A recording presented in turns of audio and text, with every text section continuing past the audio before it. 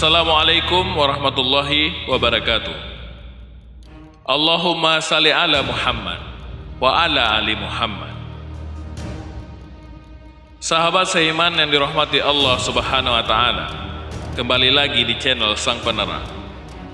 Jangan lupa like, subscribe, dan nyalakan lonceng notifikasinya agar sahabat selalu mendapatkan berita terbaru dari channel ini.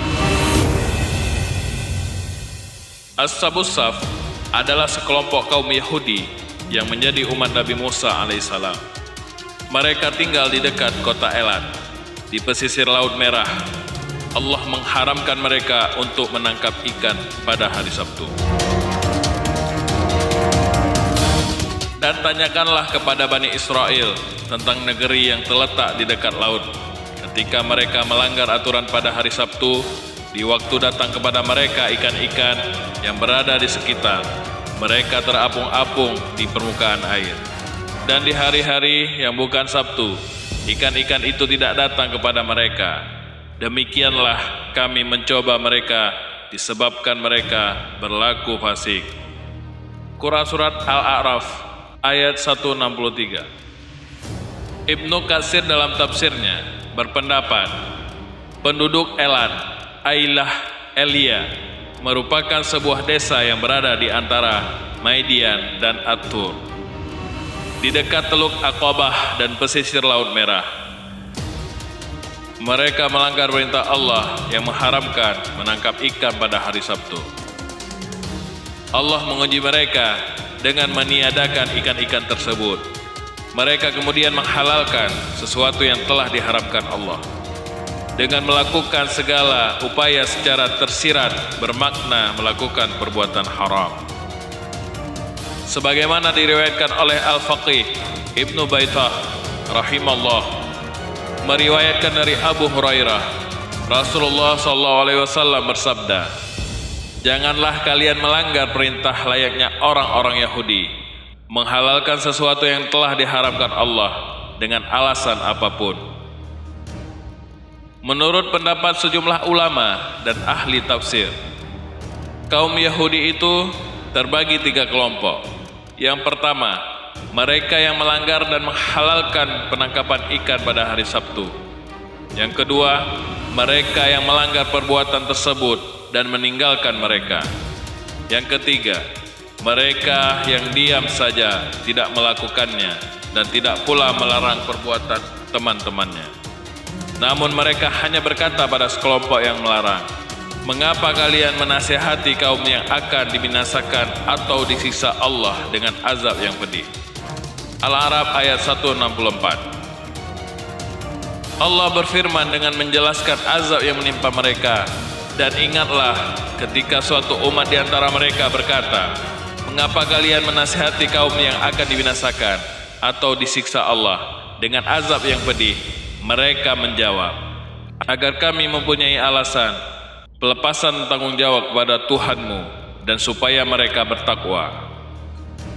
Maka tatkala mereka melupakan apa yang diperintahkan kepada mereka, kami selamatkan orang-orang yang melarang dari perbuatan jahat, dan kami timpakan kepada orang-orang yang zalim siksaan yang keras disebabkan mereka selalu berbuat fasik.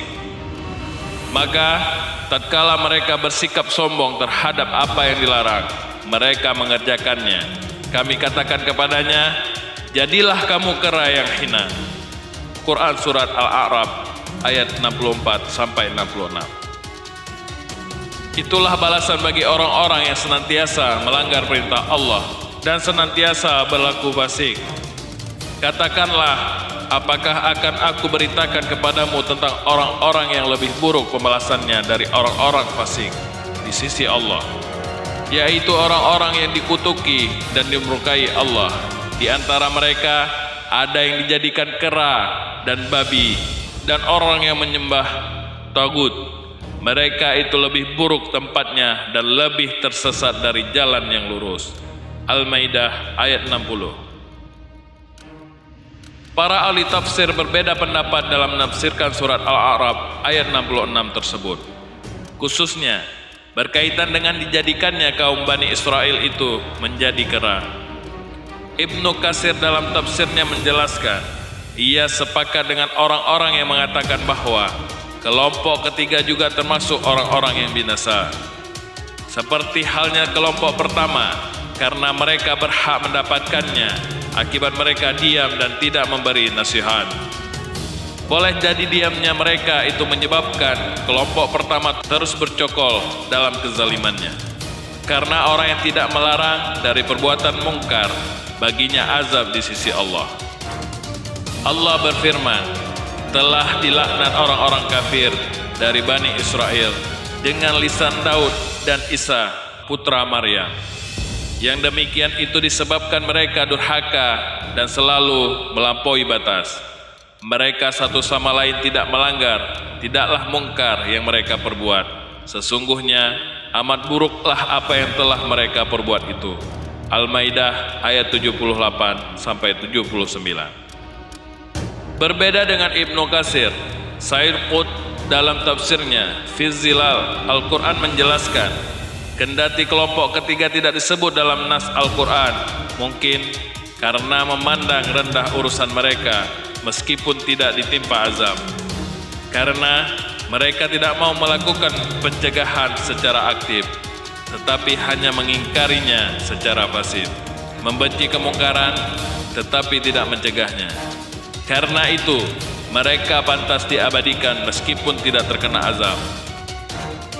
Sahabat sang penerang yang dirahmati Allah Subhanahu wa Ta'ala, telah kita dengarkan suatu bangsa yang dikutuk oleh Allah Subhanahu wa Ta'ala karena melanggar ketentuan Allah yang telah ditetapkannya.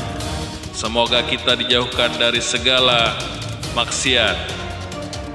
Wallahu a'lam bishawab. Akhiru kalam. Assalamualaikum warahmatullahi wabarakatuh. Sampai jumpa di kisah-kisah berikutnya.